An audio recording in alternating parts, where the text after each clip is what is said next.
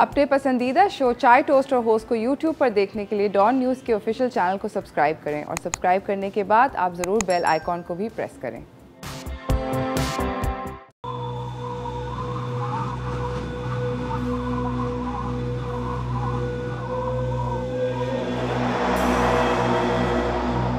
सलाम Pakistan, welcome to चाय toast और होस्ट। आज का दिन बहुत अहम है सब मुसलमानों के लिए, इसलिए क्योंकि आज आशूर का दिन है, आज यौम आशूर है। आई नो कि हम सब लोग जो हैं ऑब्वियसली बिकॉज कोविड इतना ज़्यादा रैम्पेंट है, आई नो कि आई होप कि हम सब लोग रिस्पॉन्सिबली इस दिन को सेलिब्रेट करें। एक बात मैं कहना चाहती थी कि ग्रोइंग अप मेरे बचपन के अंदर मैंने एक दो चीज़ें जो थीं I just wanted to share with you. हमारी ऑब्वियसली शब आशूर पूरी दुनिया में सेलिब्रेट किया जाता है और हर कल्चर उसको एक डिफरेंट तरीके से करता है, मगर जब मैं बड़ी हो रही थी तो मुझे बहुत अच्छे से याद है कि आज के दिन बहुत सारे लोग जो थे मेरे फ्रेंड्स में, फैमिलीज़ के अंदर बहुत सारे ऐसे लोग भी थे जो कि रोज़ा रखते थे, कुछ लोग नहीं रखते थे, कुछ लोग फाके रखते थे। वो सब ऑब्वियसली एक पर्सनल चॉइस है, मगर एक चीज़ जो ज़रूर होती थी कि सारे के सारे बच्चे जो होते थे, चाहे वो जहाँ के भी होते थे, वो सब के सब बच्चे इकट्ठे इस दिन को सेलिब्रेट करते थे। और किस तरह करते थे, सबील लगती थी। मैंने अपने बचपन में बहुत सारी सबीलें लगाई थी और हम लोग ख़ुद बनाते थे। अब ज़रा वो थोड़ी सी वो हो गई है, it's become a little modernised in the sense के जूस के डब्बे लोग ख़रीद लेते हैं सिंगल वाले और वो बांट देते हैं, which is fine as well. But मुझे ये याद है कि हम लोग अपनी जो भी न्याज़ बनाते थे, जो भी तबरुक बांटते थे, जो भी सबील लगाते थे, वो सब कुछ हमारे घर में हम लोग ख़ुद अपने हाथ से बनाते थे।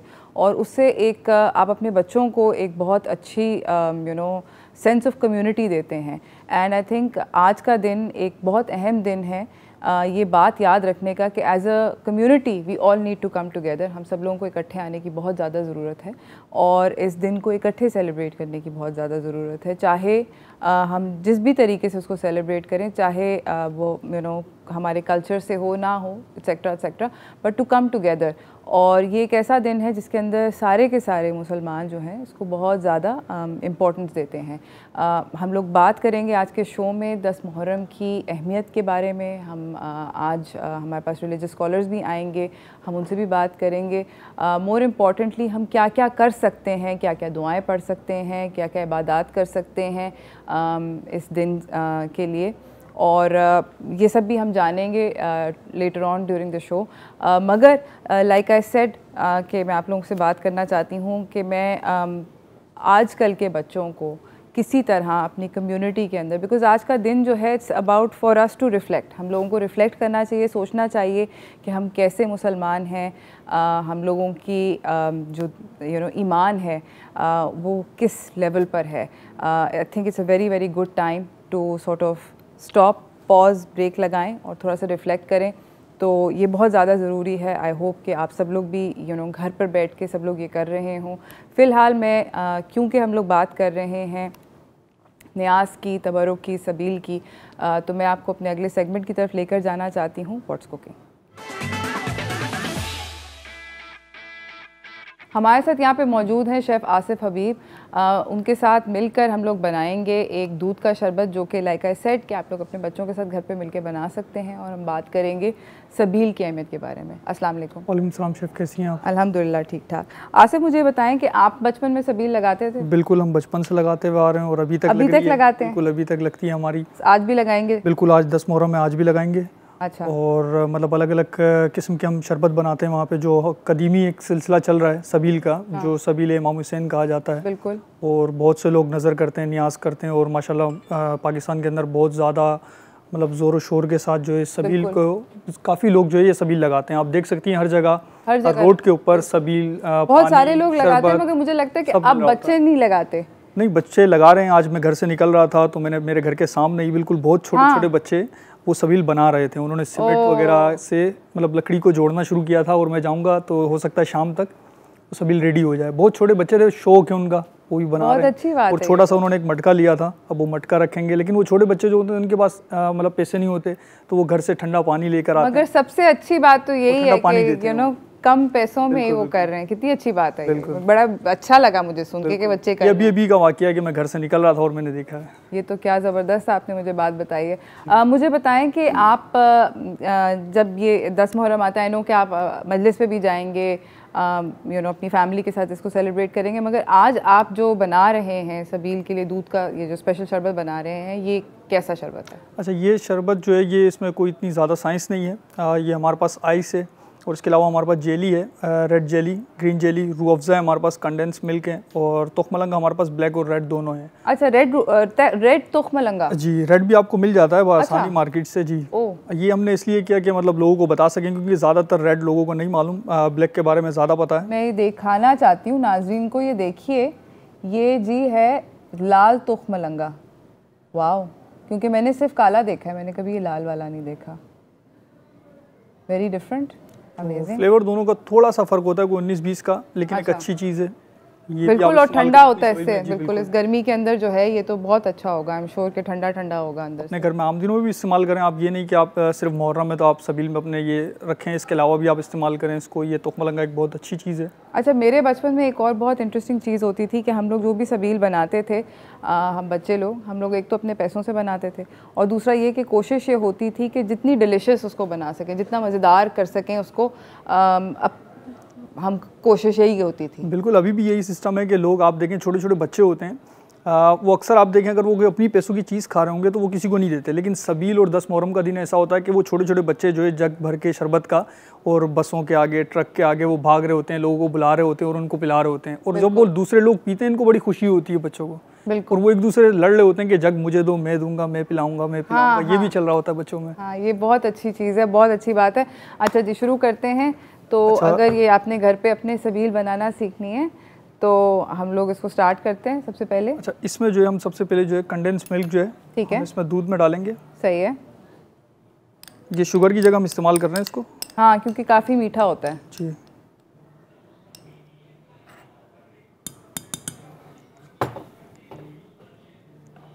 और दूसरा हमारे पास रूह अफ़ज़ा है। ठीक है, लाल शरबत।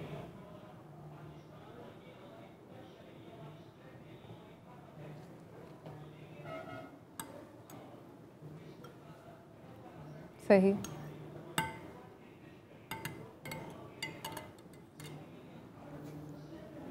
इसको हम अच्छे से मिक्स कर दें। बिल्कुल सही है।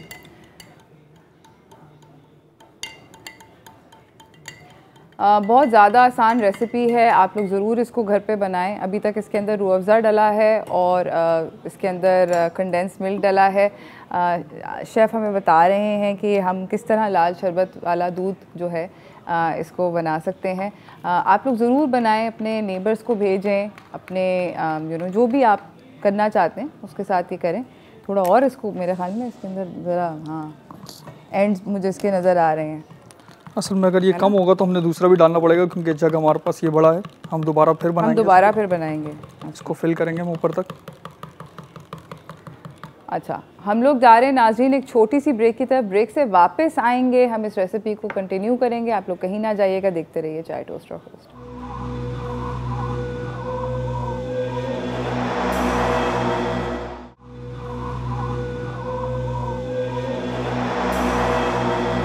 Welcome back everyone. हमारे साथ यहाँ पे शेफ़ आसिफ हबीब मौजूद हैं। हम लोग बात कर रहे हैं सबील लगाने का। एक अमेजिंग किस्म का कल्चर है हमारे मुल्क के अंदर, जो कि छोटे बच्चे अक्सर लगाते हैं, बड़े भी लगाते हैं। हमें बनाना सिखा रहे हैं लाल शरबत वाला दूध। शेफ़, मुझे ये बताएं कि आपका गिलगित बल्तिस्तान से ताल्लुक़ है, मैं जानती हूँ। आपके यहाँ जो ट्रेडिशनल न्याज़ है वो कौन सी होती है? मतलब हमारे यहाँ ज़्यादातर जो है, मतलब अगर गांव का कहा जाए तो वहाँ पर गोश्त जो है उसको पकाकर नान के साथ वो भी दिया जाता है, एक चपाती के साथ, या उसके साथ जो है अज़ोक दिया जाता है। अज़ोक क्या होता है? अज़ोक एक रोटी होती है, बटरफ्लाई शेप में बनती है, हमारी डीप फ्राई होती है वो। मैदे के साथ बनती है, अंडा वगैरह उसमें डलता है। ठीक है। एक तरीके की ब्रेड होती है, बहुत अच्छी ना। अच्छा, इसी दिन इंशाल्लाह आपको ट्राई करवाएंगे वो। बिल्कुल। और उसके अलावा जो बाकी हमारे यहाँ यखनी जो है, यखनी और सूप का हमारे यहाँ किया जाता है, क्योंकि वहाँ पर ठंडा मौसम होता है तो वहाँ पर यखनी, सूप, ये चीज़ें बनाई जाती है। जी बिल्कुल। अच्छा, और मुझे ये बताएं कि मैंने एक और चीज़ वहाँ पे मेरा एक दो दफ़ा इत्तेफाक हुआ है कि मैंने गिलगित बल्तिस्तान में मुहर्रम गुजरा है, तो मैंने देखा कि वहाँ पर लोग चरागों से नाम लिखते हैं, इमाम हुसैन का, इमाम हसन का, पहाड़ों पे लिखते हैं और बहुत ऊंचे बड़े पहाड़ों पे लिखते हैं। बहुत ऊंची जाकर वो लिखते हैं और नीचे आके पूरा गांव उसको देखता है कि जब वो रोशन करके आते हैं तो पूरा गांव को नज़र आता है वहाँ पर कि या हुसैन लिखा हुआ है उसके ऊपर। बिल्कुल, ये सब चीज़ें वहाँ पे होती हैं। और कोई ऐसा ट्रेडिशन है जो कि मुहर्रम में होता है आपके इलाके में? मतलब नज़र नियाज होती है कि बढ़ चढ़ के होती है, जो मतलब नहीं कर सकता तो वो भी कम से कम 1 से 2 देंगे वो अपने घर पे करवा लेता है। मतलब एक बहुत ज़्यादा गरीब तबका होता है वो भी करवाता है नियाज। बिल्कुल जी, बहुत अच्छी बात है ये तो। अच्छा जी, हम लोग आगे अपना शरबत को लेके बढ़ते हैं। अच्छा, हमारे पास है ये आइस। ठीक है, हम ये जग में डालेंगे आइस सबसे पहले। सही है।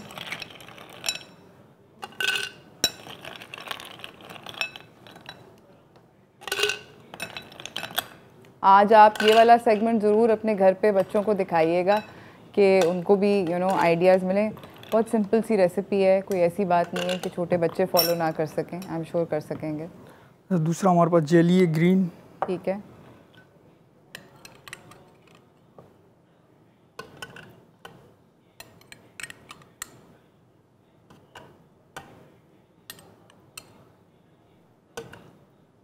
मतलब ये ऐसी चीज़ है कि आराम से आप बना सकते हैं। बच्चे अगर ये देखें तो बच्चे जो सबील लगाते हैं छोटी छोटी, कोई ज़्यादा इतनी महंगा शरबत भी नहीं है और एक नया भी है कि आप जेली के साथ आप बना रहे हैं शरबत को। एंड आई एम श्योर पीने वालों को भी मज़ा आएगा। बिल्कुल, और बाकायदा आप स्पून के साथ इसको खा भी सकते हैं। ठीक है, और बच्चों के लिए जेली आपको पता है कि एक फैसिनेशन का पॉइंट होता है। बिल्कुल। अच्छा, उसके बाद हमारे पास रेड जेली है। अच्छा, लेयर्स में लग रही है जेली। मतलब जब हम इस पे शरबत डालेंगे तो मतलब इसका कलर जो है अलग अलग नज़र आएगा इसका। वेरी गुड, ज़बरदस्त। ठीक है, आप लोगों को भी अगर कोई सवाल पूछना है तो आप ज़रूर कॉल करके सवाल पूछ सकते हैं। अच्छा, ये तुख मलंगा है। तुख मलंगा, ये हमारे पास ब्लैक वाला। ब्लैक वाला।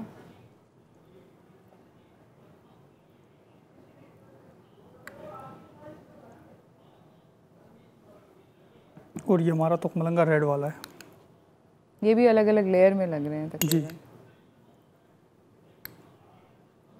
ओके, सही। और उसके बाद जो आपने देखा था कि हमने शरबत जो है रूह अफ़ज़ा और कंडेंस मिल्क के साथ मिक्स करके रखा था, अब हम इसमें ऐड करेंगे इसको। जो आप देख सकती हैं। ओ, ये नीचे देखें, मतलब नीचे जा रहा है। How nice. Aahista Aahista Aahista.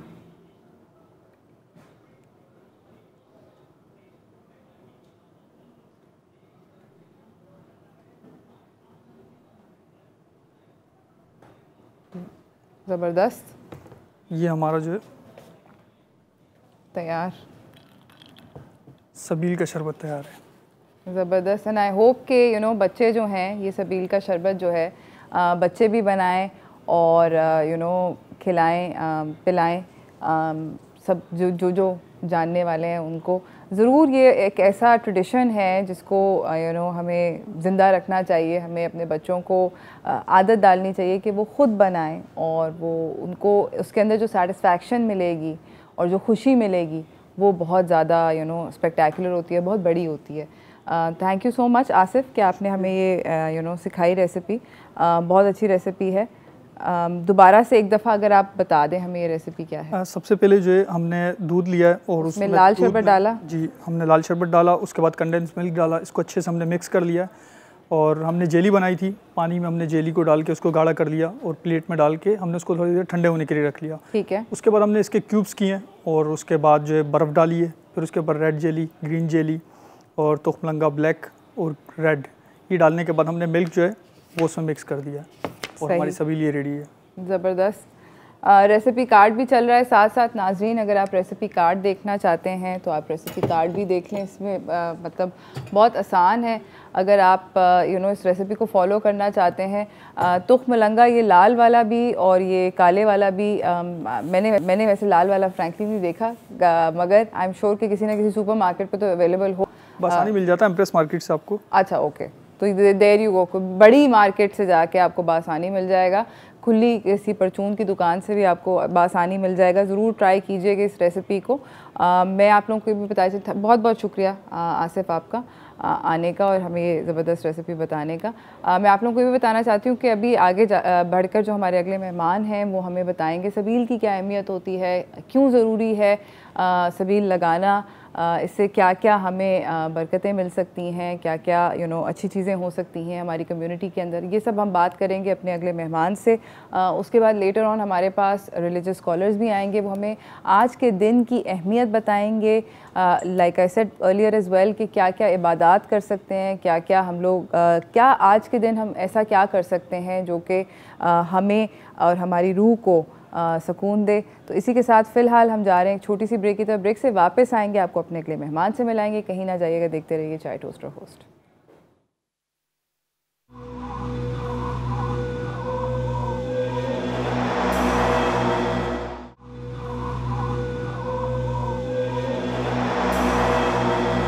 Welcome back नाज़रीन। शेफ़ आसिफ अभी हमारे साथ थे, बात हम उनसे कर रहे थे। उन्होंने हमें बनाना सिखाए लाल शरबत वाला दूध, जो कि हम सबील के अंदर इस्तेमाल कर सकते हैं। बच्चों को वो रेसिपी सिखा सकते हैं, सुपर आसान थी। आई एम श्योर कि आप लोगों को अच्छी भी लगी होगी।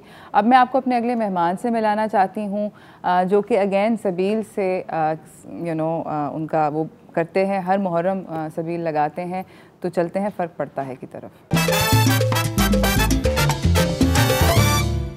हमारे साथ मौजूद हैं सैयद अली शाह रिजवी, जो कि खादिम दारे हुसैन से हैं। अस्सलाम वालेकुम। वालेकुम सलाम। कैसे हैं आप? अल्हम्दुलिल्लाह, शुक्र। अच्छा, मैं ये जानना चाहती हूँ क्योंकि हमारे मुल्क के अंदर हर खाने की काफ़ी सिग्निफिकेंस है। हर त्यौहार के अंदर मुहर्रम के अंदर भी, न्याज में, तबरुक में, सबील में देयर सम ट्रेडिशनल थिंग्स जो कि सिर्फ हमारे ही मुल्क में बनते हैं। बिल्कुल। मैं आपसे ये जानना चाहती हूँ कि सबील का कॉन्सेप्ट हिस्टोरिकली पहले हम बात करते हैं कि क्या है। सबसे पहले मैं शुरू करूँगा कि अल्लाह के नाम से दुरूद व सलाम मोहम्मद वाले मोहम्मद के।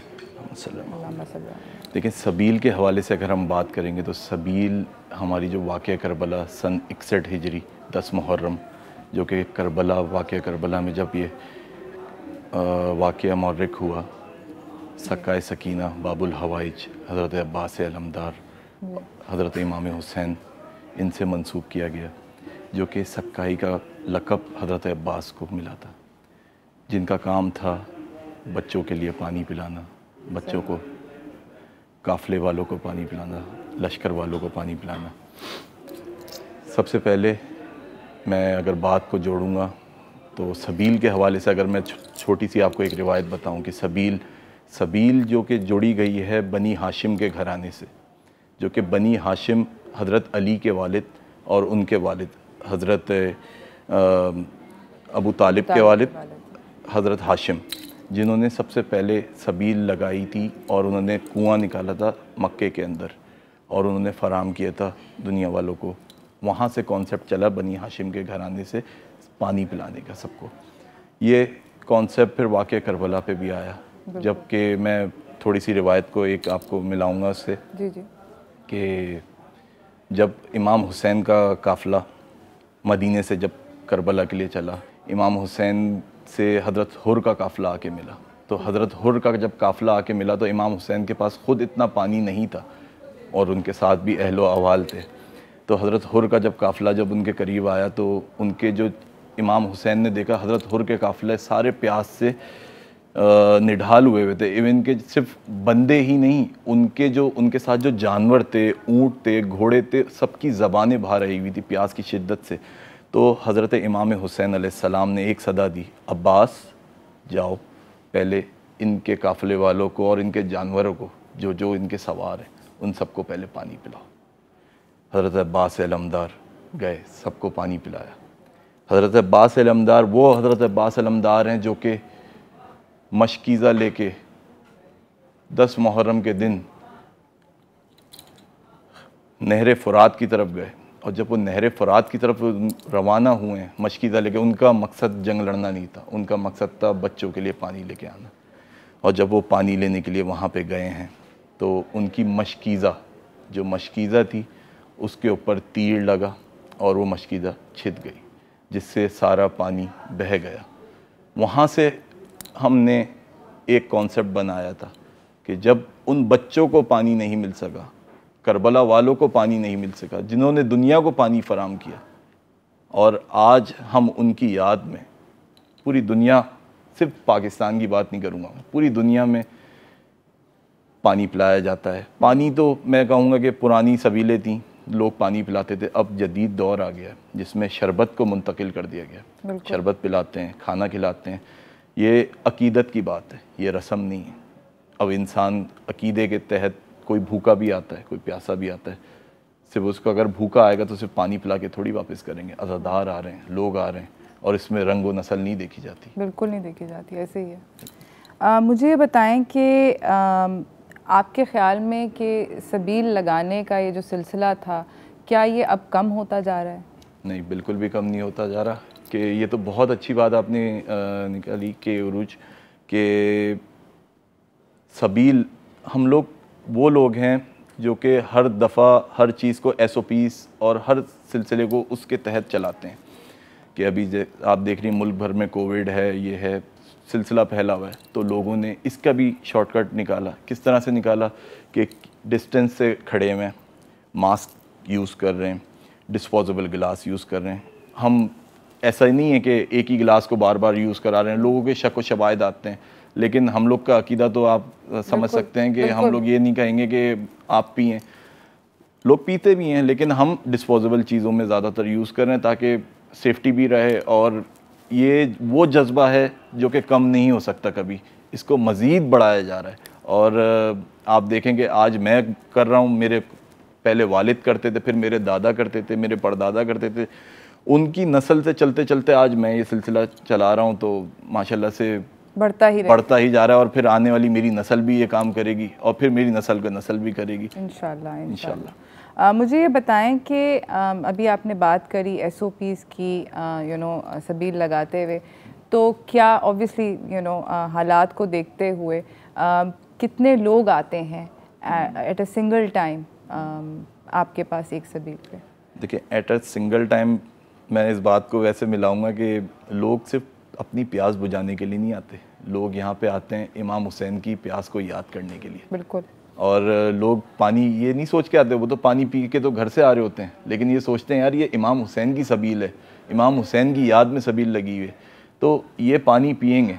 और इस पानी से उनको नज़र होती है, तो उनका अकीदा है, लोग बोलते हैं यार ये पानी ऐसा है जो कि आम नलों में नहीं आता, इस पे इमाम हुसैन का नाम मंसूब किया गया, तो ये पानी शिफा का मरकज़ बन सकता है हमारे लिए। बिल्कुल।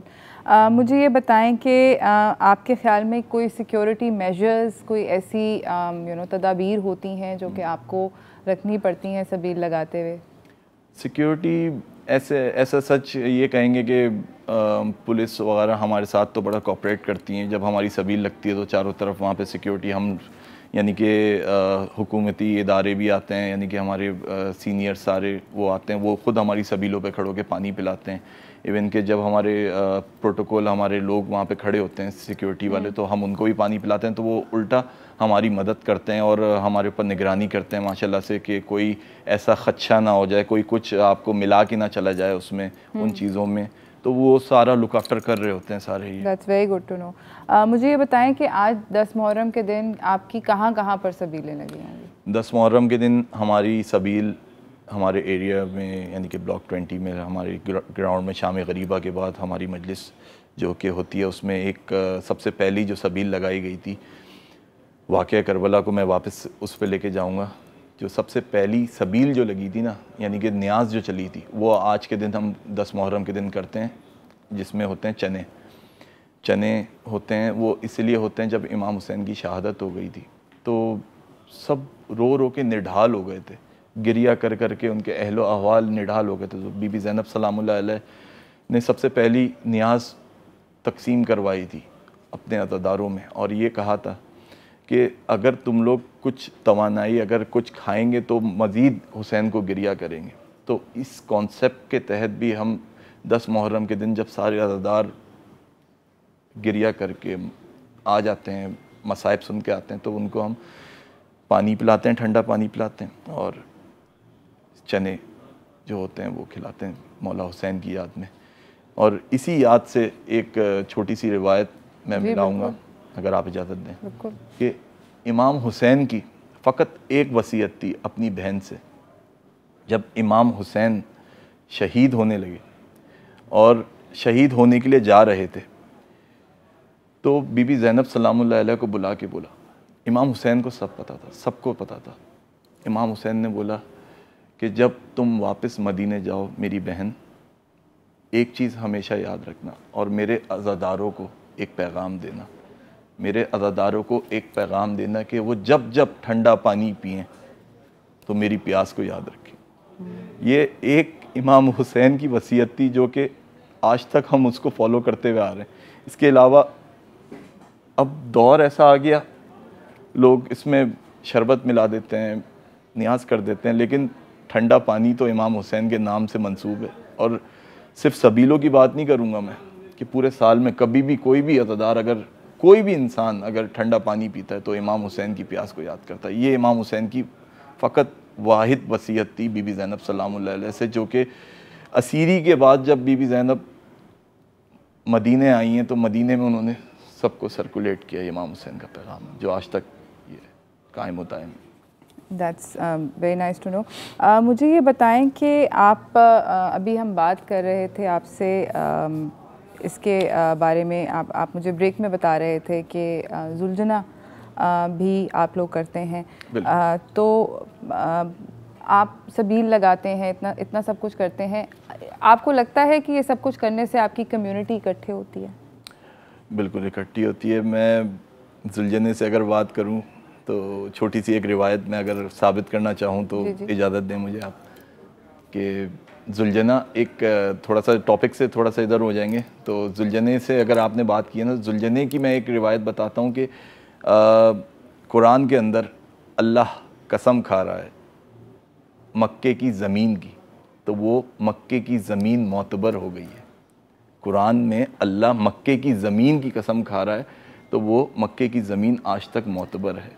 और कुरान में ही अल्लाह घोड़े के सुमों की कसम खा रहा है, घोड़े की, मैं जुलझने की बात नहीं कर रहा हूँ, मैं घोड़े की सुमों की कसम अल्लाह खा रहा है उसमें। और जब वो घोड़े की सुमों की कसम खा रहा है तो क्या घोड़ा कोई हमारे लिए मोतबर चीज़ नहीं है? हम तो फिर वो तो घोड़ा, फिर जब इमाम हुसैन की सलेक्शन को आया रसूल खुदा से, जुलझने की शबी बना, जुलझना बना, तो उसकी शबी की याद में फिर हम लोग जुलझना रखते हैं और उसको मोतबर समझते हैं। फ़जीलत उसकी बहुत है जुलझने की, जो कि आज तक इसका कॉन्सेप्ट कायम व दायम है। और उसको जुलझने को देख के हम इमाम हुसैन की याद को ताज़ा करते हैं और गिरिया करते हैं, क्योंकि ये एक ऐसा हैवान कहेंगे जो कि वाहिद वाक़या करबला में रोल अदा किया है, जिसने इमाम हुसैन के साथ एंड तक डटा रहा। जब इमाम हुसैन शहीद हो गए, जब उनके बाजू और उनकी जब गर्दन सब कलम हो गई और तीरों से छलनी थे, तो जुलझना इमाम हुसैन की शर्ट को, कभी उनकी यहाँ से ज़ीर को खींच रहा है, अपने मालिक को उठा रहा है और अपनी यानी कि खैमों की तरफ ले जाने की कोशिश कर रहा है।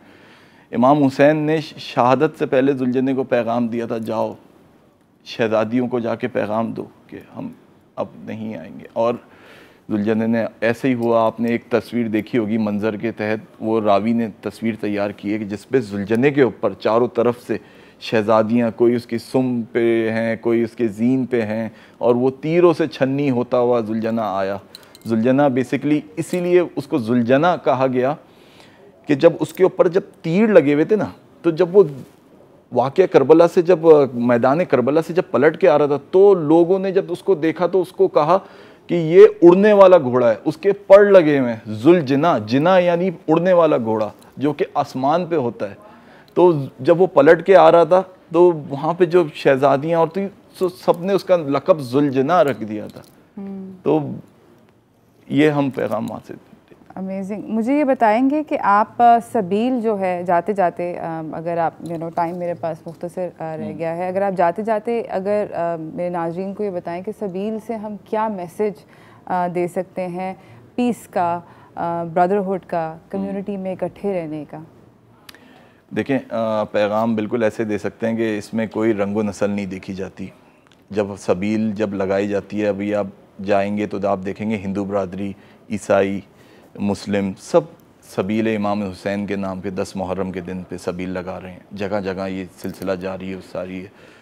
और ये वो ऐसी ड्यूटी है, इसको हम ड्यूटी का लक़ब देंगे। ये ऐसी ड्यूटी है फ़कत कि जब पिलाई जा रही होगी, जैसे कि हम कहीं जा रहे होंगे किसी इदारे पे, तो सबसे पहले गेट पर रोक के पूछ लेंगे, भाई तुम कहाँ जा रहे हो, कौन हो, क्यों आ रहे हो यहाँ पे, हम तो नहीं दे रहे तुम्हें। ये सबील वाहिद ऐसा प्लेटफॉर्म है जिस पे किसी से कुछ पूछा नहीं जाता। अगर आप और मैं भी चलते हुए जाएंगे ना, यूँ करके आए उरूज हम पानी पिएँ, आप आएंगी फ़ौरन आप पानी पिएंगी और इमाम हुसैन की प्यास को याद करेंगी और आप उल्टे कदम होंगे। अगला शख्स आपसे एक सवाल नहीं करेगा कि आप कौन हो, आप क्यों आए हो यहाँ पे। ये एक जीता जागता मौजज़ा है सबीलों का। और जो पिलाने वाला भी है, उसका दिल भी और उसका मर्तबा भी बुलंद होता है कि बोलता है यार मेरी सबील से आज इतने लोग शिफा पा के जा रहे हैं, पानी पी के जा रहे हैं। बड़ी एक अलग ये अकीदत की बात है। ये रस्म मैं नहीं कहूँगा इसको। बिल्कुल ऐसे ही है। बहुत बहुत शुक्रिया आपका आने का। इसी के साथ नाज़रीन हम एक छोटी सी ब्रेक पे जा रहे हैं। ब्रेक से वापस आएंगे, आपको अपने अगले मेहमान से मिलाएंगे। कहीं ना जाइएगा, देखते रहिए चाय टोस्ट होस्ट।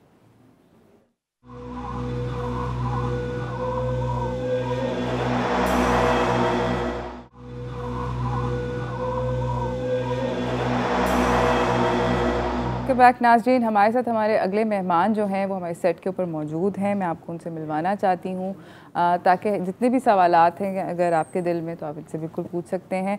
हमारे साथ डॉक्टर जमील राठौर मौजूद हैं, इस्लामिक स्कॉलर, और हमारे साथ अल्लामा हुसैन मसूदी मौजूद हैं। अस्सलाम वालेकुम। वालेकुम अस्सलाम वरहमतुल्लाह। डॉक्टर साहब, पहले मैं आपसे सवाल करना चाहती हूँ, आप मुझे बताएंगे कि 10 मुहर्रम की क्या अहमियत है इस्लाम में? देखिए, मैं आपसे अर्ज़ करूँ कि 10 मुहर्रमुल हराम, पहले तो मैं आपको बताऊँगा बुनियादी तौर पर हमें 2 तरह के चेहरे दिखा रहा है। 10 मुहर्रमुल हराम जहाँ हमें बक़ाए आदमियत, एहतराम इंसानियत, आज़मत इंसानियत, इस्तिक़ामत इंसानियत और शहादत इंसानियत का अज़ीम चेहरा दिखा रहा है और अज़ीम दास्तान सुना रहा है। वहीं ये 10 मुहर्रमुल हराम हमें तज़लील इंसानियत, नफ़रत इंसानियत, वहशत, दहशत, बर्बरियत, फस्तायत और शैतानियत का एक घनाउना चेहरा भी हमें दिखा रहा है। तो इसमें तज़ाद है। जहाँ 10 मुहर्रमुल हराम का सूरज हमें ये बताता है कि इस दिन खानवादे रसूल ने अपने लहू के चिराग रोशन करके आने वाली नस्लों के लिए अंधेरों को उजालों में तब्दील किया। वहीं 10 मुहर्रमुल हराम हमें एक और चेहरा दिखा रहा है कि कुछ लोग हर दौर के फ़राइना, नवारिदा और इस दौर में यजीद की शक्ल में एक ऐसा चेहरा भी है जो आने वाली नस्लों के पैरों में ग़ुलामी की ज़ंजीरें डालने के लिए लोगों को कत्ल करता है। तो 10 मुहर्रमुल हराम, मैं तो ये कहूँगा कि एहतिजाज है, इल्ज़ाम है कि सन 61 हिजरी 10 मुहर्रमुल हराम का सूरज क्यों तुलू हुआ, हवाएं झक्कड़ क्यों ना बनी, आसमान क्यों ना बरसा, ज़मीन शक़ क्यों ना हुई और सैलाब, सुनामी, समंदर, दरिया, सुनामी क्यों ना बने। तो ये एक एहतिजाज है उस वाक़े का जो आज से कमोवेश पौने 1400 साल पहले करबला के तपते हुए रेगज़ारों पर हुआ। और ये वाक़या, मैं बीइंग अ ह्यूमन, मुझे शर्म आती है कि मेरी ही नौए इंसानी के कुछ लोगों ने हैवानियत और ऐसी, मैं ये समझता हूँ दरंदगी, सफ़ाकी, मेरे पास वो अल्फाज नहीं उसको बयान कर सकूँ। इसलिए कि हमारे यहाँ ये दस्तूर है, ये तरीक़ा है कि लोग कितना भी जालिम हो, शक़ी हो, बदबख्त हो, कितना भी जाबिर हो, सफ़ाक हो, इनह्यूमन हो, वो कम से कम ख़वातीन और बच्चों को कुछ नहीं कहता। लेकिन वहाँ पर तो अलमिया ये हुआ कि वहाँ पर 56.5 साल के अज़ीम बुज़ुर्ग जो उस वक्त रुए ज़मीन पर हमारे मुसलमानों के अक़ीदे के मुताबिक, मैं मुसलमान है ज़ाहिर हम कहेंगे, लेकिन मैं कहूँगा कि अगर इस्तिक़ामत की बात की जाए, अगर अज़ीमत की बात जाए, तो सारे इंसानों के नज़दीक उस वक्त रुए ज़मीन पर सबसे मुमताज़, मुमय्यज़, आला अगर कोई हस्ती थी, इमाम अली मकाम इमाम हुसैन अलैहिस्सलाम की हस्ती थी। लेकिन उन्होंने उनको भी तीर और तलवार से छलनी किया। अली अकबर जो शबीह मुस्तफ़ा थे, ज़ालिमों ने शबीह मुस्तफ़ा को भी लहू लहू किया, अली कासिम, कासिम का सहरा उसको भी उन्होंने अपनी तीर व तलवार से छलनी किया, और मोहम्मद, और फिर 6 माह के शीर खार बच्चे।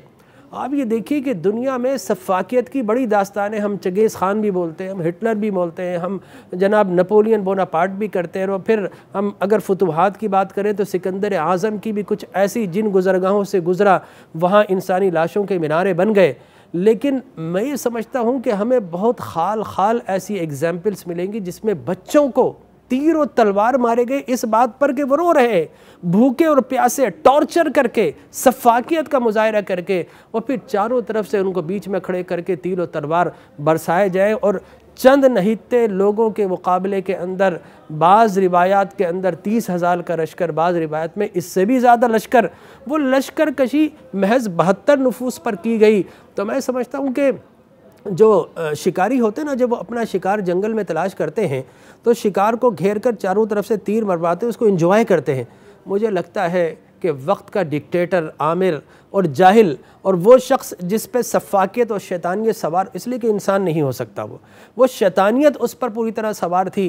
तो आप ये देखिए कि वहाँ पर उन नहित्ते लोगों को पर नस्ल कुशी करने की कोशिश की गई, और 6 माह के बच्चे को भी नहीं बख्शा गया, उसको भी तीर मार कर शहीद कर दिया गया। है कोई ह्यूमन हिस्ट्री के अंदर ऐसी सफ़ाक दास्तान?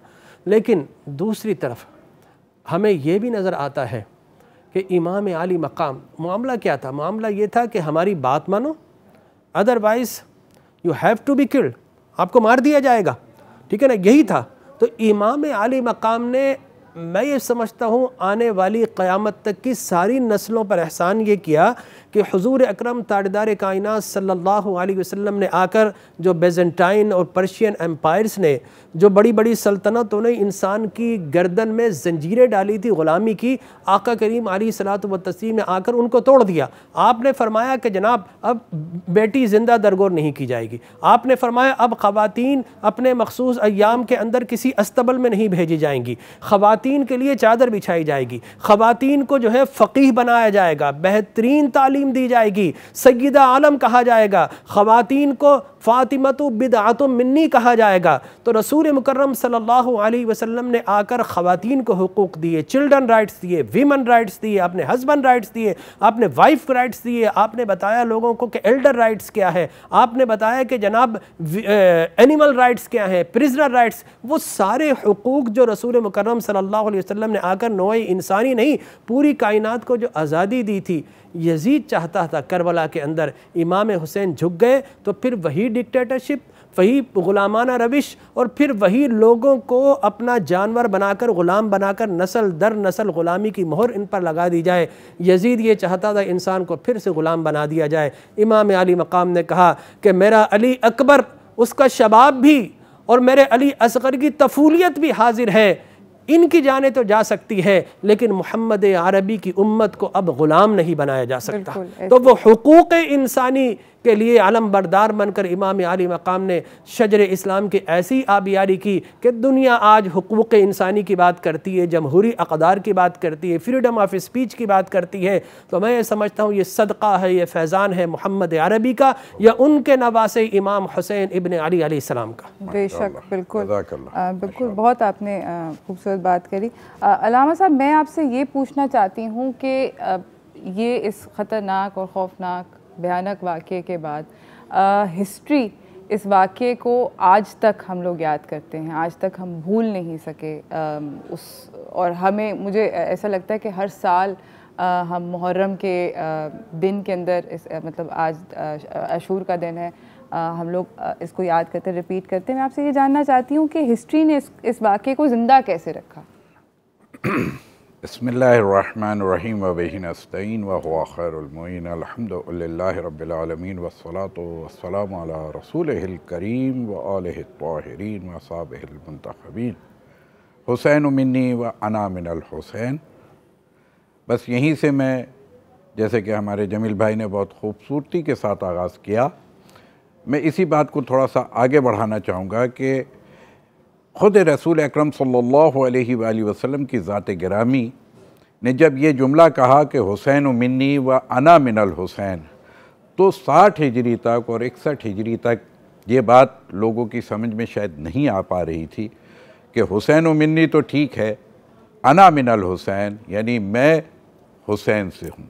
नाना से नवासे का होना सबकी समझ में आता है, लेकिन नवासे से नाना ये कभी होता है जब घर में पूत होता है, जब वो ख़ानदान का नाम रोशन करे तो फिर उसे उसका वो मनसब और वो मुकाम मिल जाता है और उसे कहा जाता है कि ये है उस ख़ानदान का चश्म चिराग।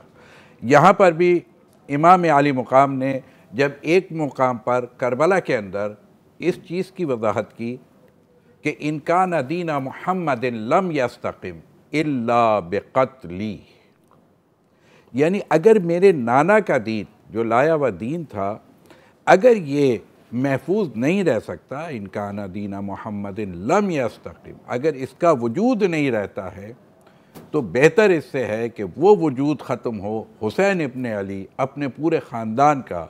इसमें जैसे कि इशारा कर दिया जमील भाई ने कि यहाँ सिर्फ मर्दों की बात नहीं है, यहाँ बड़े और छोटों की बात नहीं है, बल्कि यहाँ बुज़ुर्ग से लेकर के शेरखार बच्चे तक की बात है।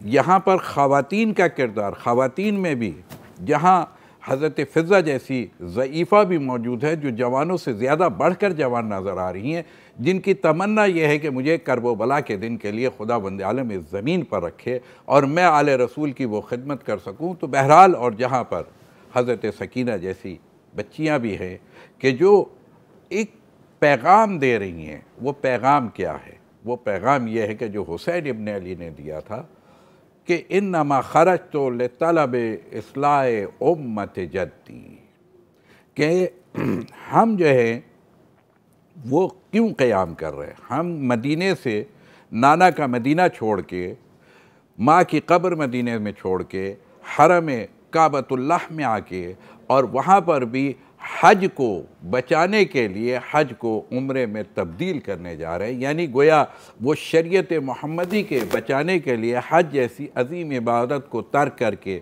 जिसमें क़ुरबानी का जज्बा अपनी जगह, अभी आप मुहर्रम से पहले 10 ज़िलहज को हम क़ुरबानी पेश करते हैं, तो वो क़ुरबानी इंसानी क़ुरबानी का दिन आ रहा है, यानी ज़िब्ह अज़ीम की तरफ अब जो क़ुरबानी खुदा को तलब है, तो वहाँ पर हज़रत इस्माइल की जगह हुसैन इब्न अली 18 इस्माइल लेके जाएंगे। वहाँ पर क्या है, हुसैन इब्न अली अपने जद हज़रत इब्राहीम का वो किरदार अदा करेंगे कि वो रेगिस्तान होगा, मगर क्या है, वहाँ पर बिनाए ला इलाह पढ़ने जा रही है। इसीलिए शायर ने कहा ना कि शाह अस्त हुसैन बादशाह अस्त हुसैन, दीन अस्त हुसैन दीन पना अस्त हुसैन, सरदात नदात दस्त दर दस्त यजीद हक्का के बिना ला इला अस्त हुसैन। मैं ख्वाजा अजमेर के हवाले से कहता हूँ कि इससे खूबसूरत हुसैन इब्न अली को शनाख्त नहीं किया जा सकता। कितनी खूबसूरती के साथ उन्होंने बताया। लेकिन फिर तारीख़ के हवाले से जो आपकी बात है, तो मैं कहूँगा कि जी हाँ, फिर शायर ने इस अंदाज से भी कहा है ना कि क्या सिर्फ मुसलमानों के प्यारे हैं हुसैन, चरखे नौहे बशर के तारे हैं हुसैन। इंसान को बेदार तो हो लेने दो, हर कौम इंसान की बेदारी, ये तारीख़ का तसलसल जो रसूल पैगाम लाए थे। अब वो जालिम जिसकी तरफ इशारा किया था जमील भाई ने कि इस जालिम के चेहरे से हुसैन इब्न अली इस तरह से नकाब उतारेंगे कि फिर रहती दुनिया तक, कभी क़यामत तक क्या है, फिर कोई जालिम और जाबिर इस तरीक़े से क़याम नहीं करेगा जिस तरीक़े से उसने क़याम किया या दरिंदगी की या जुल्म किया। इसीलिए मशहूर अफसाना निगार हिंदुस्तान के मुफ्ती प्रेमचंद ने बहुत अच्छा जुमला लिखा, वाक़े करबला, ये शान करबला जिसे हम और आप कहते हैं। कहते वाक़े करबला इस आलम दुनिया की क्या है, तारीख़ का वो पहला वाक़या, लफ्ज़ पहला वाक़े पे अहमियत है, और शायद कि ये आखिरी वाक़या भी हो जो मज़लूम इंसानियत की बेदारी के लिए, आगाही के लिए, रोशनी के लिए, इर्तिक़ा के लिए, मेराज इंसानियत के लिए, जिसे क्या है वाक़े होना था। और उसकी आवाज़ क़यामत तक, उसने लफ्ज़ क़यामत तक तो इस्तेमाल नहीं किया, लेकिन दुनिया की फ़ज़ाओं में गूंज रही है उस हक़ और सदाकत की आवाज़ को। तो ये चूँकि खुदावंद आलम का बस कौल भी है, फ़ज़कुरूनी अज़कुरकुम, तो मेरा ज़िक्र करो मैं तुम्हारा चर्चा आम कर दूँगा। आज जो हुसैन का नाम नामी इस दुनिया में रोशन है, तो चूँकि उन्होंने, उनके बच्चों ने, उनके घर वालों ने ज़िक्र इलाही किया, तो फिर अल्लाह का वादा है कि रहती दुनिया तक अब आपका चर्चा आम होगा। बेशक बेशक। नाज़रीन, हम इसी गुफ्तगू को जारी रखेंगे। फ़िलहाल जा रहे हैं छोटी सी ब्रेक पे, कहीं ना जाइएगा, देखते रहिए चाय टोस्ट रोस्ट।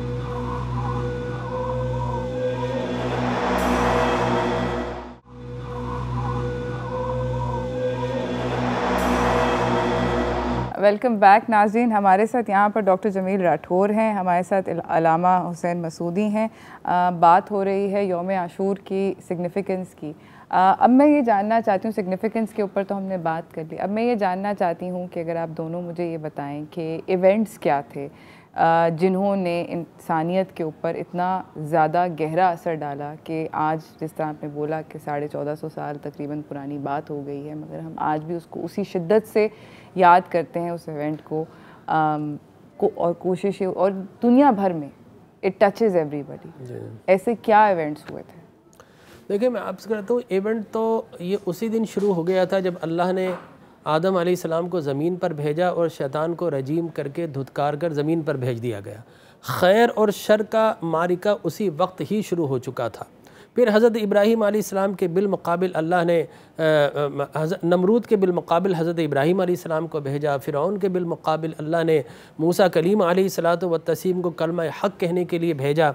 और फिर शरार अबू लहबी के बिलमुकाबिल अल्लाह तबारक व तआला ने चराग़ मुस्तफ़वी को रोशन किया। अब नबियों का सिलसिला बंद हो गया था, लिहाजा अब नबियों का वारिस कौन बनेगा, बहुत भारी जिम्मेदारी थी नबियों का वारिस बनना। इसलिए रुए ज़मीन पर नबियों का वारिस बनने का इस्तेहक़ाक़ किसी के पास था और एबिलिटी किसी के पास थी और मुतमक्किन कोई हो सकता तो इमाम हुसैन अलैहिस्सलातु व तस्लीम। लिहाजा अब ज़रूरत इस बात की थी कि जब इतनी बड़ी हस्ती है तो काम भी बड़ा किया जाएगा, और इनके मुकाबिल में शर कौन सा होगा, तो खैर और शर की कशमकश थी।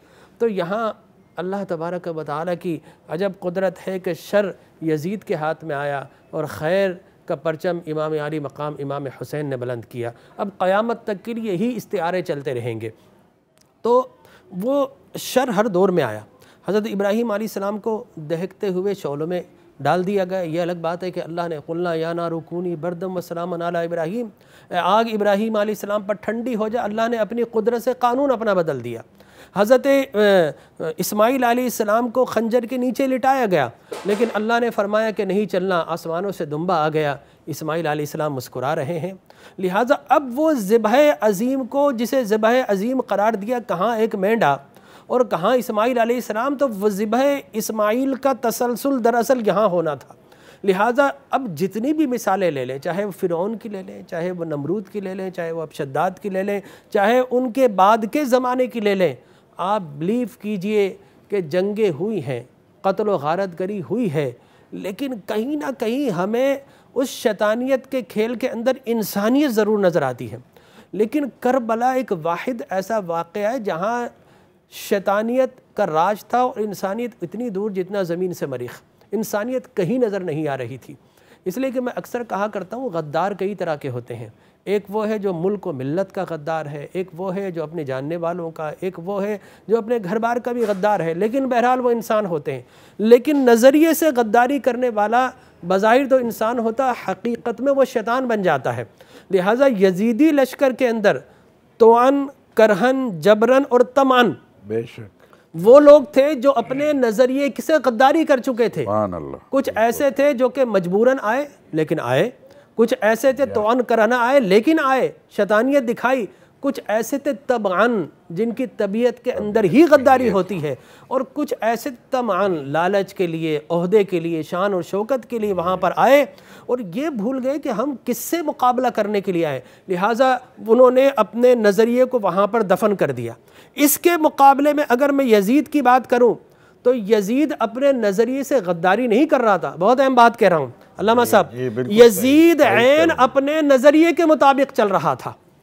यजीद ने नज़रिए से गद्दारी नहीं की।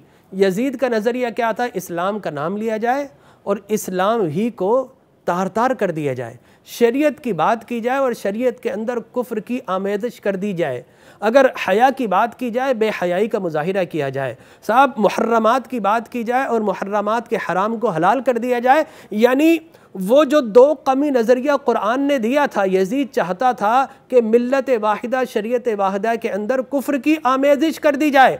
यजीद अपने नज़रिए के मुताबिक चल रहा था और दूसरा नज़रिया जो उससे भी बड़ा था वो नज़रिया था शरीयत मुहम्मद मुस्तफ़ा की हिफाजत करना, कुरान की हिफाजत करना। वो नज़रिया था अपने नबी के उसवे हसना की हिफाजत करना, वो नज़रिया था अखलाक की हिफाजत करना, अमन की हिफाजत करना, सुकून की हिफाजत करना, ख़वातीन की हिफाजत करना, बच्चों की हिफाजत करना। और इस मकसद के लिए जान जाती है तो जाए। यजीद क्या चाहता था? इमाम अली मकाम मेरे सामने सरेंडर हो जाए, बेअत हो जाए।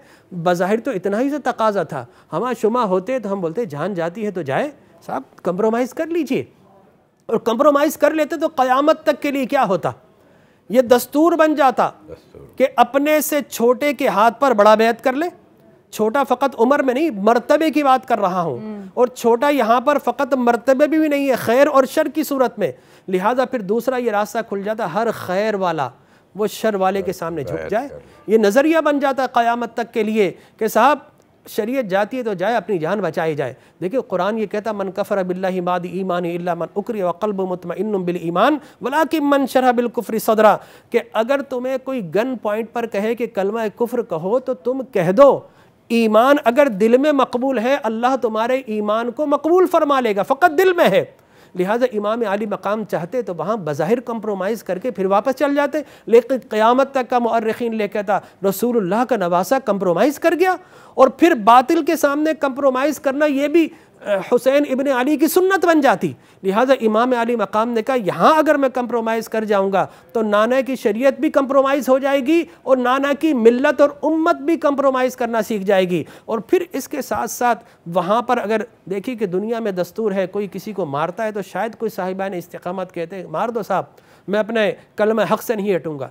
लेकिन अगर कोई किसी के बच्चों को गन पॉइंट पर ले ले और कहे कि गन पॉइंट पर ख़वातीन को ले ले, बच्चों को ले ले और कहो कलमा कुफ्र वरना इनको मार दिया जाएगा, तो बड़ा साहिब इस्तिक़ामत, चाहे कोई इस्तिक़ामत का कोहे गिरा भी ना हो, वो भी पाश पाश होकर बिखर जाता है। लेकिन इमाम अली मकाम को दुनिया कल भी सलाम कर रही थी, आज भी सल्यूट कर रही है, कल भी करेगी। वजह क्या थी कि वहाँ पर जवान बच्चों को भी तीर और तलवार पर रख लिया गया। वहाँ 6 माह के बच्चे को भी, शीर खार बच्चे को भी तीर और तलवार पे के इसको तीर मारेंगे। मान लो हमारी बात, इमाम अली मकाम उस वक्त अजीमत व इस्तिक़ामत का हमालिया बन चुके थे। आपने फरमाया ये नहीं हो सकता मेरा सारा ख़ानदान कुर्बान हो जाए, लेकिन मैं शरीयत मुहम्मद मुस्तफ़ा की हिफाजत करूँगा और वो जो 2 कौमी नज़रिया है उस पर कंप्रोमाइज़ नहीं करूँगा।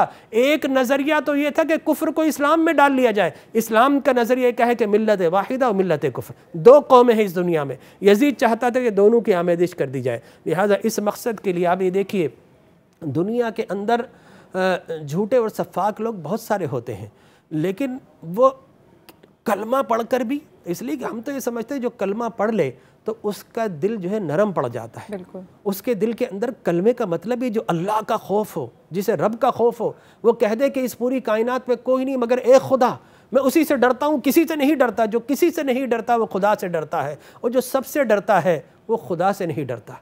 कलमा तो पढ़ लिया था, लेकिन वो यजीद से भी डर रहा था, वो इब्न ज़ियाद से भी डर रहा था, वो साहब शिमर ज़िल जोशन से भी डर रहा था, अमर बिन साद से भी डर रहा था, वो वहाँ पर अगर देखे और किरदार उनसे भी डर रहा था, वो सबसे डर रहा था, अल्लाह से नहीं डर रहा था।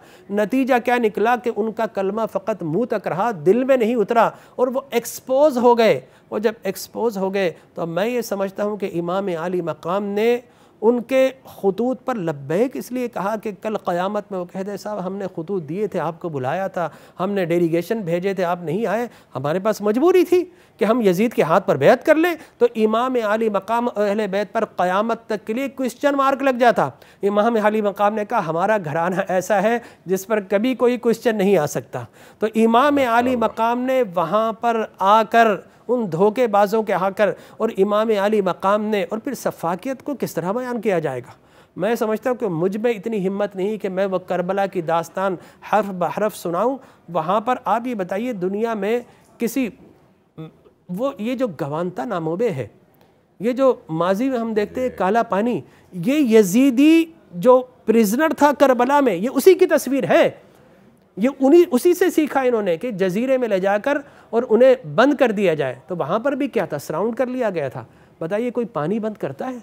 आज हुकूक इंसानी के अलम बरदारों से पूछो कि कोई तपते हुए करबला के तपते रेगजारों, जहाँ 50 और 55 डिग्री, जब हुर बिन यजीद आए थे ना, तो वहाँ पर इमाम अली मकाम ने जब लश्कर आए तो पानी नहीं था, सबसे पहले इमाम अली मकाम ने उनको पानी पिलाया है। उसके बाद उनसे पूछा भाई किस लिए आए हो, उसके बाद मुज़ाकरा शुरू हुए। ये इमाम अली मकाम का ज़र्फ़ था, अखलाक था, तरबियत थी, और ये यजीदियों की तरबियत थी कि इमाम अली मकाम पर पानी बंद कर दिया। पानी लेने जा रहे हैं तो हज़रत अब्बास अलम बरदार तने तनहा को पानी नहीं पीने दिया गया, और मौका आया था, वो शेर खुदा के फ़र्जिंद थे, उन्होंने पानी ले लिया था। फिर हया आई कि अब्बास पी लेगा, और बच्चे अली असगर प्यासा है, सुकैना प्यासी है, मेरे सारे के सारे मेरे अहले बैत में ख़वातीन मुक़द्दस मुहर्रमात प्यासी हैं, मैं पानी किस तरह पीऊँ? आपने पानी नहीं पिया, अपनी जान जाने आफरी के हवाले कर दी। तो वहाँ पर तो दरिंदगी की, सफ़ाकी की ऐसी दास्तान की गई है, मुझ में ये हौसला नहीं कि मैं उसकी मंजर कशी कर सकूँ। लेकिन तारीख़ इंसानियत की कदीम और जदीद में ऐसी दूसरी मिसाल पेश करने से कासिर है। ना यजीद जैसा कोई लईन, कोई शकीउल क़ल्ब आ सकता है, ना इमाम आली मकाम जैसा अज़ीमुल मर्तबत, इस्तिक़ामत और अज़ीमत का पैकर, अखलाक का पैकर, हिल्म का पैकर, महब्बत का पैकर, अमन का पैकर आ सकता है। आखिर में कहूँगा कि जहाँ वॉर फॉर पीस की बात होगी, इसका मतलब है यजीद है वहाँ पर। जहाँ पर अमन के नाम पर लोगों को ब्लास्ट किया जाए, बम मारे जाएं, इसका मतलब है कि वहाँ पर यजीदियत है। जहाँ अमन के नाम पर किसी मुल्क पर सेंक्शन लगा दी जाए, इसका मतलब है वहाँ पर यजीदियत है। जहाँ बात की जाए वीमेन राइट्स की, लेकिन हकीकत में ख़वातीन का इस्तेहसाल किया जाए, वहाँ पर यजीदियत होगी। जहाँ बात की जाए बच्चों की और उनके वज़ाइफ की, और उसके मुकाबिल में हकीकत में वहाँ पर करप्शन कर दी जाए, इसका मतलब है वहाँ पर यजीदियत होगी। जहाँ सफ़ाकियत है वहाँ यजीदियत है। जहाँ वहशत है, बर्बरियत है, फस्तायत है, आमरियत है, साम्राज्यत है, जहाँ पर जिहालत है, जहाँ पर अनानियत है, तो ये सारे के सारे इसका मतलब है यजीदियत है। जहाँ महब्बत है, जहाँ पर मवद्दत है, जहाँ पर उल्फत है, जहाँ पर चाहत है, जहाँ पर अज्ज़ है, जहाँ पर इनकिसारी है, जहाँ पर इबादत है, जहाँ पर रियाजत है, जहाँ पर इखलास है, जहाँ पर एहसास है, जहाँ पर वफ़ादारी है, जहाँ पर रवादारी है,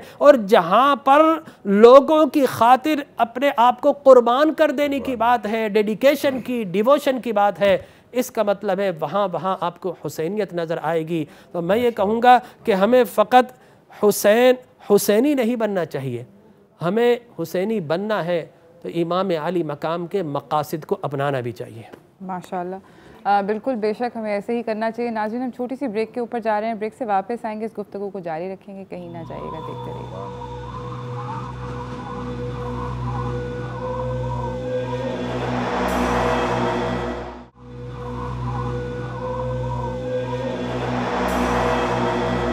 वेलकम बैक नाज़रीन। हमारे साथ डॉक्टर जमील राठौर और इलामा हुसैन मसूदी हैं। इलामा साहब, मैं आपसे अब ये पूछना चाहती हूँ कि करबला के वाक़े से अगर हम लोग अपनी मॉडर्न ज़िंदगी में, जिसके अंदर हम सब लोग फंसे हुए हैं, बहुत बुरी तरह फंसे हुए हैं, अगर कुछ सीखना चाहते हैं तो हमें क्या सीखना चाहिए, और हमें अपने बच्चों को मोर स्पेशली क्या सिखाना चाहिए? बहुत अच्छा सवाल है, और इसका सबसे पहला और बहुत मुख्तसर जवाब अगर दिया जाएगा तो मेरी नज़र में इस्लाम से ज़्यादा मॉडर्न मज़हब ही कोई नहीं। वाह वाह वाह, बेशक। मॉडर्न की तारीफ़ देखनी है कि मॉडर्न किस चीज़ को कहते हैं। इसलिए कि जितनी भी कुतुब आई, अगर मैं शुरू करूं सिर्फ कुरान से, तो मुझे बताइए कि उस ज़माने का सबसे मॉडर्न तरीन कलाम जो था, जिसकी एक आयत के मुकाबले में सारी इंसानियत जमा होकर के क्या है, एक आयत नहीं बना सकती थी। वाह वाह वाह। अगर हम मेराज की बात करें, अब मैं फिर थोड़ा सा इसको खोल दूंगा इसलिए कि सवाल आपका बिल्कुल उस साइड पे आ गया है। मेराज से बड़ा आज तक अभी क्या इस्लाम ने ये नहीं समझाया हमें और आपको कि मेरे रसूल की मेराज क्या है और मेराज की बुलंदी क्या है काबा कौसैन और अदना की मंजिल है, सिदरतुल मुंतहा की मंजिल है। यानी अब वहाँ पर आकर के फिर इस्लाम ने क्या तालीम दी, या ख़ुद अगर हज़रत अली के हवाले से मैं बहुत सारी चीज़ें इस वक्त यहाँ बयान कर सकता हूँ, लेकिन चूँकि आज की तारीख़ के हवाले से सिर्फ हम उस चीज़ की तरफ आना चाहते हैं कि हज़रत अली ने ऐसे ऐसे फ़ैसले किए हैं कि अभी तक तारीख़ बशरियत में आज तक उन फ़ैसलों के लिए अगर सिर्फ देखा जाए तो अभी तक इंसान उस तक पहुँचने की मंजिल पर नहीं आ सकता है। क्या हज़रत अली ने उस वक्त नहीं बता दिया कि मसलन ये लोहा उड़ेगा, या ख़ुद एक करबला के ही हवाले से जब हम आ जाते हैं और करीब होकर के मैं कहूँ तो सारी इंसानियत, जितने दोस्त अहबाब, जानने वाले, चाहने वाले, मदीने वाले भी रोक रहे हैं, मक्के वाले भी रोक रहे हैं, रास्ते में भी रोका जा रहा है कि मज़लूम करबला आप करबला ना जाइए। लेकिन हुसैन इब्न अली समझाना क्या चाह रहे हैं, ये मॉडर्न ही तो था। जो ख़वातीन कभी अपने घर से नहीं निकलती थी, आज वो जब वक्त पड़ा है इंसानियत को बचाने की, जिसकी तरफ इशारा किया, जब इंसानियत बिलक रही थी और पुकार रही थी, तो फिर क्या है, ख़ानदान इस्मत व तहारत जिसे हम ख़ानदान रसूल अकरम सल्लल्लाहु अलैहि वसल्लम कहते हैं, वो फिर अपना घर बार छोड़ के, अपना इत्मीनान छोड़ के, अपना सुकून छोड़ के, अपनी आसाइश छोड़ के, अपने आराम को छोड़ करके वो तपते हुए रेगिस्तान में आते हैं। किस लिए? ये सोई हुई इंसानियत को बेदार कर दे, ये प्यासी इंसानियत को पानी पिला दे। वो ख़ुद प्यासे रहेंगे, मगर ये पैगाम कहाँ से आया? और फिर हुसैन इब्न अली ने वो पैगाम भी दे दिया कि मिसली ला युबायु मिसलू का एक कानून बना दिया, इतना मुस्तहकम कानून है, इससे ज़्यादा मॉडर्न कानून आज भी नहीं है कि मुझ जैसा यजीद तुझ जैसे की बैत नहीं कर सकता। वाह वाह वाह, बेशक। इससे ज़्यादा मॉडर्न नज़रिया मुझे आप दिखा दीजिए आज भी। यानी कोई भी जालिम क्या है, उसके लिए बैत की गुंजाइश नहीं है। आज भी पूरी इंसानियत अगर परेशान है तो ये जो कुछ भी ज़मीन पर हो रहा है, ये सारा वही है कि जो जालिम और जाबिर हुक्मरानों की वजह से है, वरना इंसानियत तो मोहब्बत करने वाली है। यहाँ तक कि जिस चीज़ की तरफ एक इशारा भी किया था जमील भाई ने, मैं फिर बार बार उसको कोट करता जाऊँगा कि याद रखिए कि जब हुर जैसा शख्स आया, कौन हुर?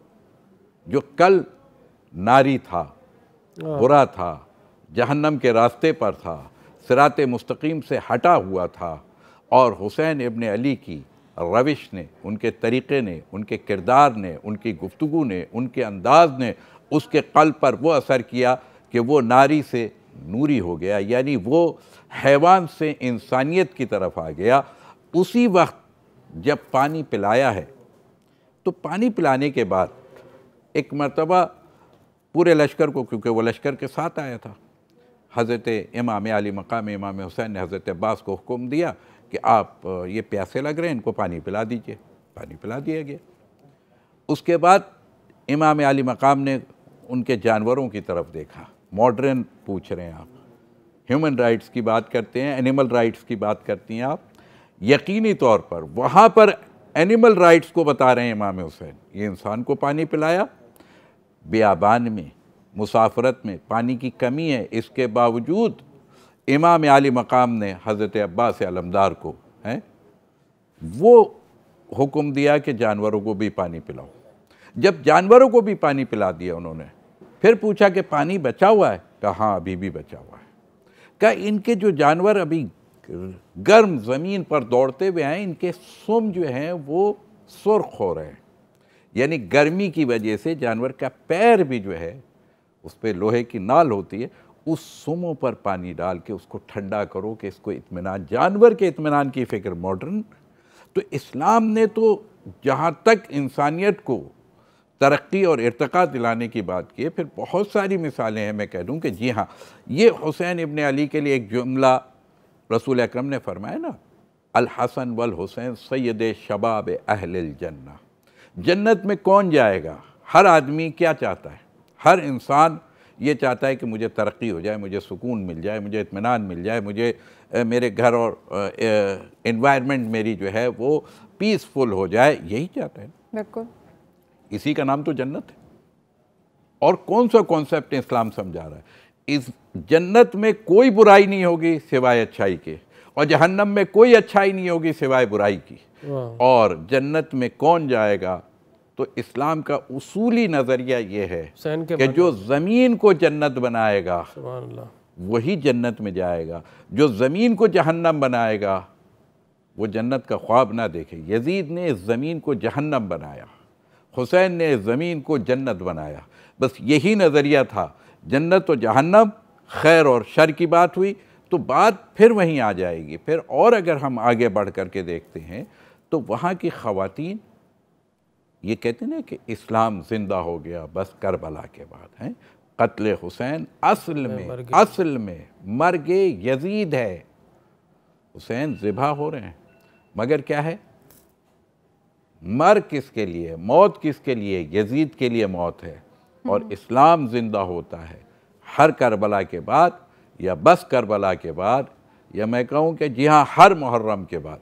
ये मुहर्रमुल हराम की जो हम आज प्रैक्टिस करते हैं, जिसको कहा जाता है या इसे बपा किया जाता है, अज़ा को बरकरार किया जाता है, इसमें कौन सा पैगाम देना है? इंसानियत का पैगाम देना है, वहदानियत का पैगाम देना है, तौहीद का पैगाम देना है। इसलिए कि जब हम बात करते हैं तौहीद की तो यकीनन जितने भी मसालिक हैं वो नाम बदल करके अगर हम किसी को भी पुकारें, मगर पुकारते उसी पावर को हैं। जब इंसानियत बहुत परेशान होती है तो फिर क्या है, उस ताकत को पुकारा जाता है जिसे हम और आप अल्लाह कह के पुकारते हैं। कोई ईश्वर कहता है, कोई गॉड कहता है, बहरहाल पुकारते सब उसी तरफ है। और वही हुसैन इब्न अली ने क्या करके दिखाया। हुसैन इब्न अली ने एक ही बात समझाई, उसीरो बेसीरत जद्दी व अबी। मेरा तरीक़ा कोई नया तरीक़ा नहीं, मेरी रविश कोई नई रविश नहीं है। ये मेरे जद नाना रसूलुल्लाह की भी रविश यही थी, यही हज़रत इब्राहीम खलीलुल्लाह की भी रविश थी, यही क्या है मूसा कलीमुल्लाह की भी रविश थी, यही क्या ये कि ईसा रूहुल्लाह की भी रविश थी, यही आदम सफ़ीउल्लाह की भी रविश थी। और ये सारे पैगामात क्या थे?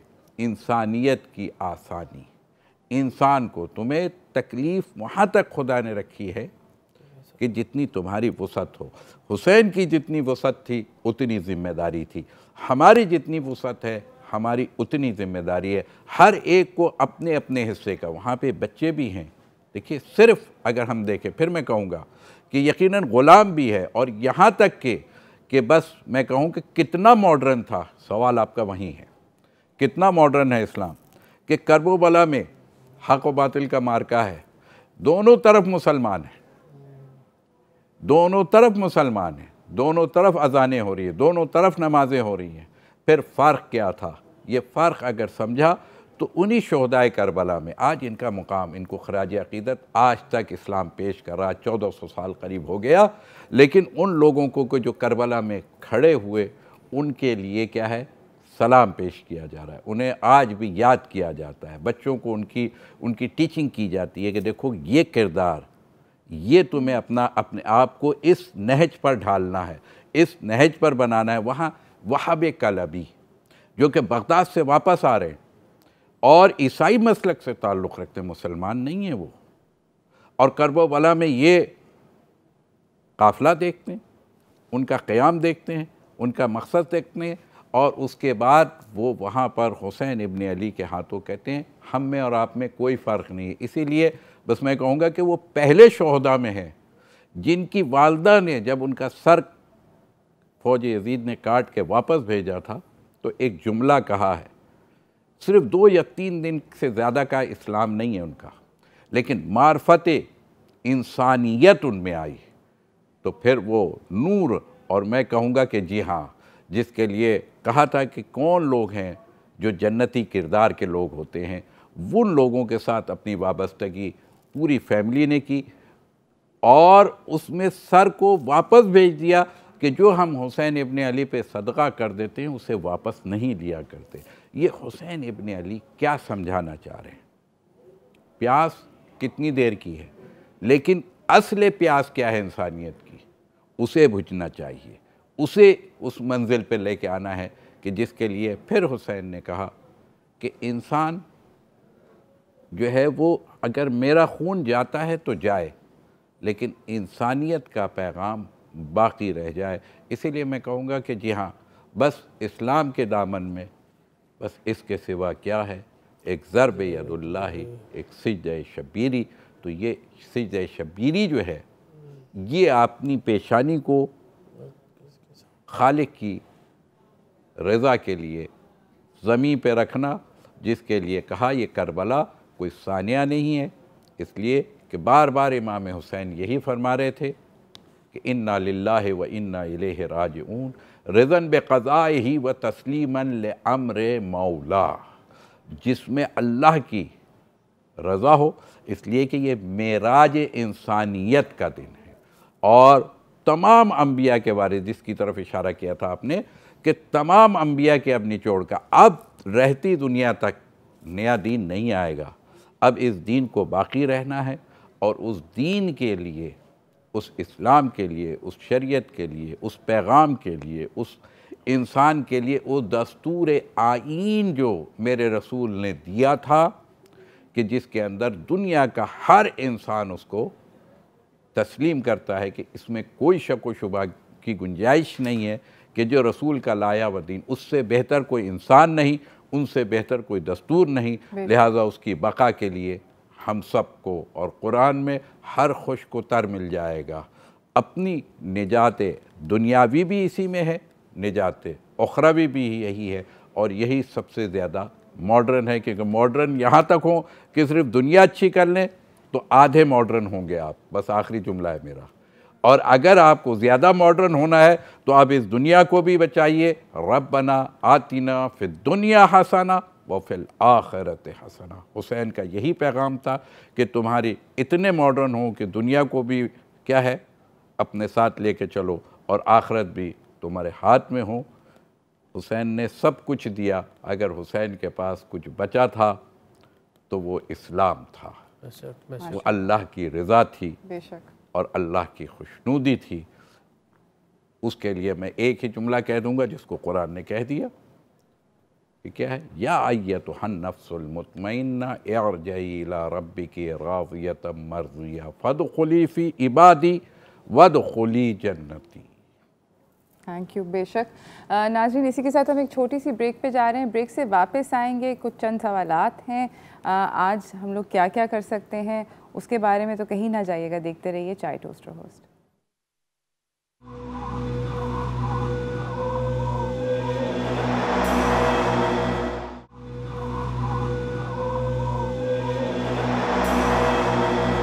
वेलकम बैक नाज़रीन। हमारे साथ यहाँ पे मौजूद हैं डॉक्टर जमील राठौर और अलामा हुसैन मसूदी। मेरा अगला सवाल आप दोनों से ये है कि सर आप मुझे ये बताएं कि कौन कौन सी दुआएं, कौन कौन से ज़िक्र हमें आज के दिन करने चाहिए?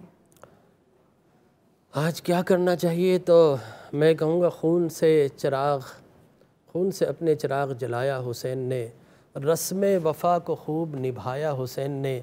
ख़ुद को तो एक बूंद भी पानी ना मिल सका, पर करबला को खून पिलाया हुसैन ने।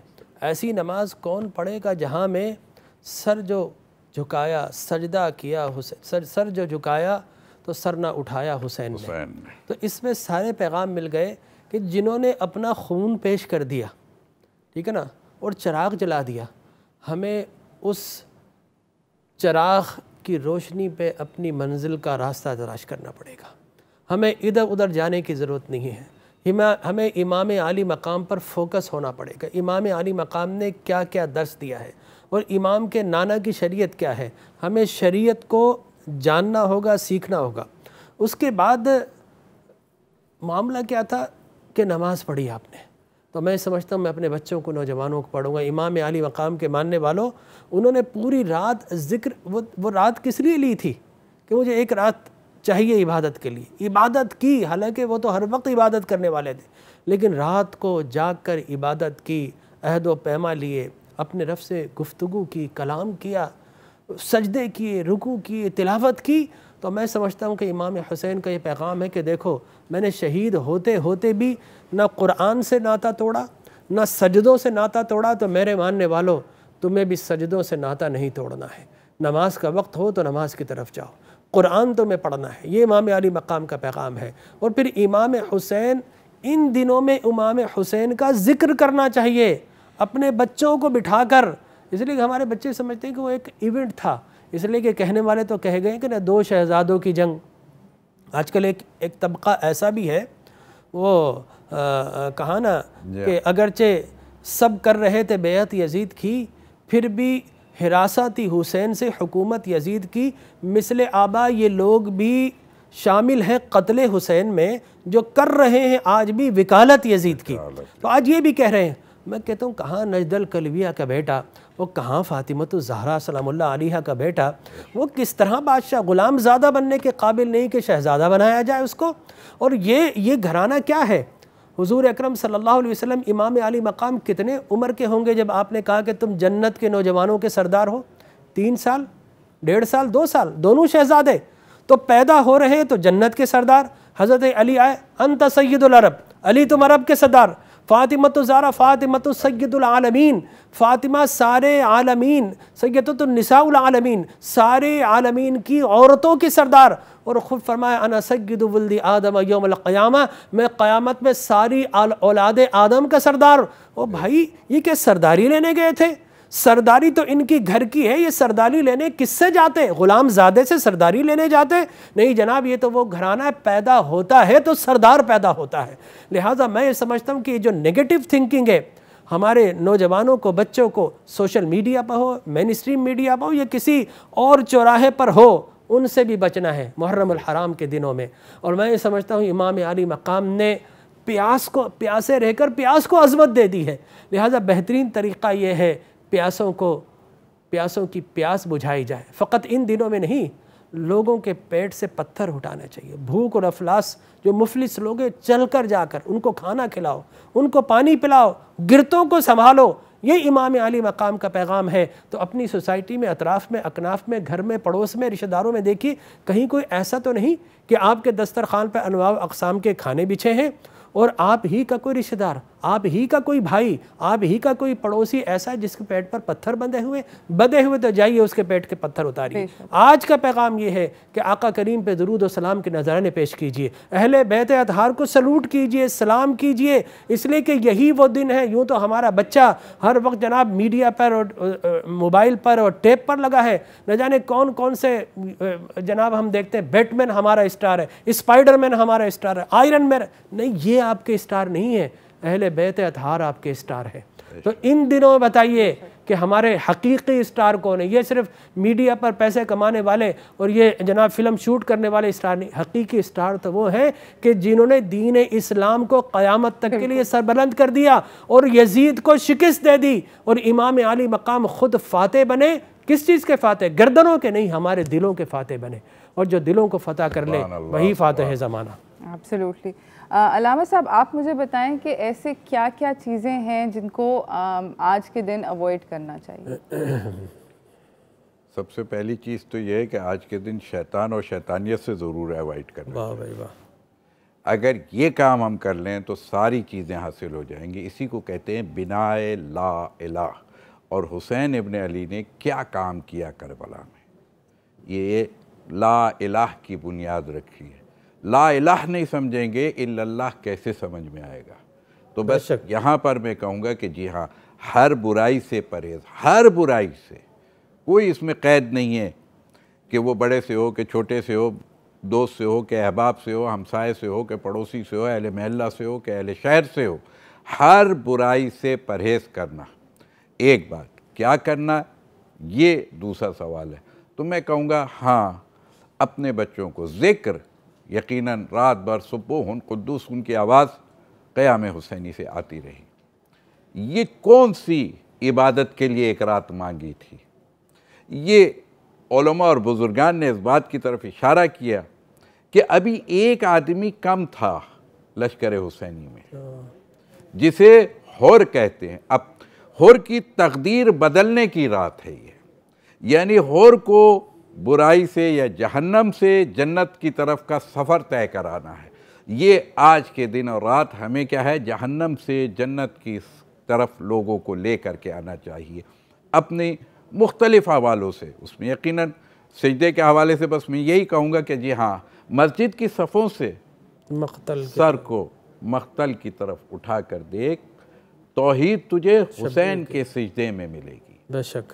तो हमें सिजदा क्यों करना है? ताकि तौहीद से लिका हो जाए हमारा, हम उससे वाबस्ता हो जाएं। वहदानियत के क्या है, अमली तफसीर हमें पेश करनी है। तो यहाँ पानी पिलाना, छोटी छोटी सबीलें लगाना, एक दूसरे की प्यास को बुझाना, किसी के लिए और कोई और ज़रूरतमंद है किसी भी हवाले से हो, कोई तालीम से महरूम है, उसको तालीम के असबाब क्या है फराहम करना, ये भी हम एक अमल कर सकते हैं। यकीनन सारी चीज़ें हैं। इस दिन बहुत सारे लोग रोज़े रखते हैं, बहुत सारे लोग फ़ाक़े इसलिए करते हैं कि थोड़ा सा महसूस हो जाए कि भूख क्या होती है, प्यास क्या होती है, उसका एहसास अपने अंदर पैदा करें।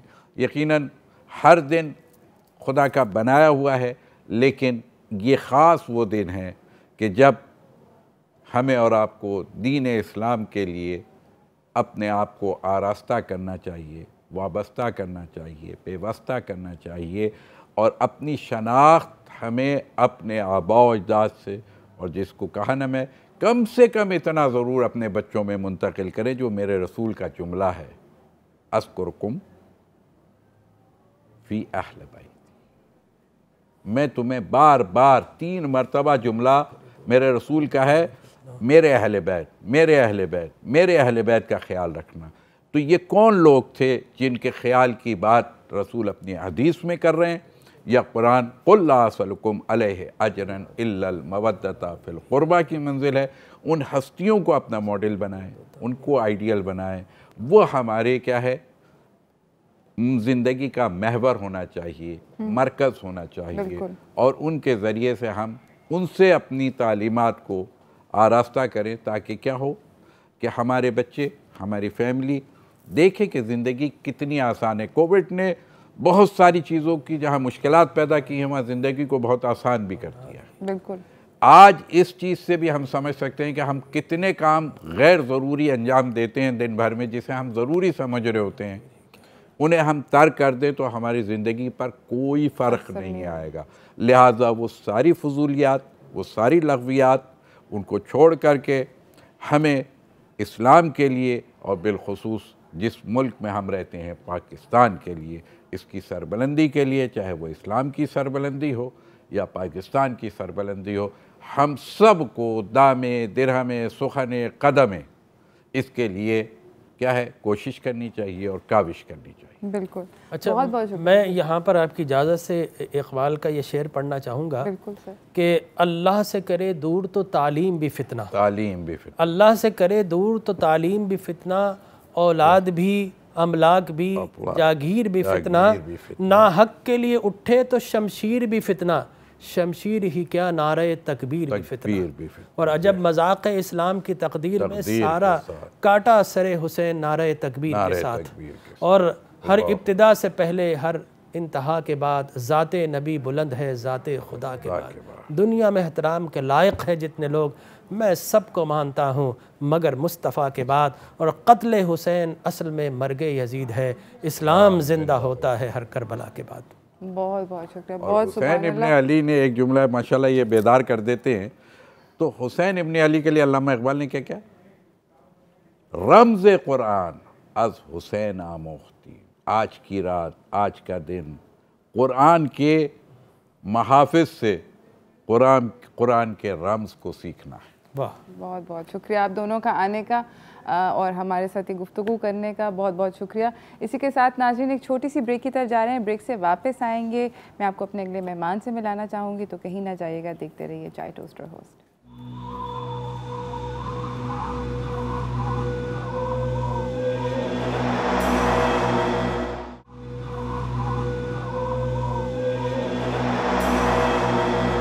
वेलकम बैक नाज़रीन। हमारे साथ हमारे अगले मेहमान सेट पे मौजूद हैं, आपसे मैं इनको मिलवाना चाहती हूँ। हमारे साथ हैं अमजद बल्तिस्तानी। कैसे हैं आप? जी जी ठीक ठाक जी। अमजद, मुझे बताएं कि आपकी उम्र क्या है? 14 साल के हैं जी। और आप नात भी पढ़ते हैं, मनकबत भी पढ़ते हैं, नोहा भी पढ़ते हैं जी, सलाम भी पढ़ते हैं। आप कब से ये कर रहे हैं? 10 साल। 10 साल की उम्र से। और कब शौक़ क्यों पैदा हुआ आपके दिल में?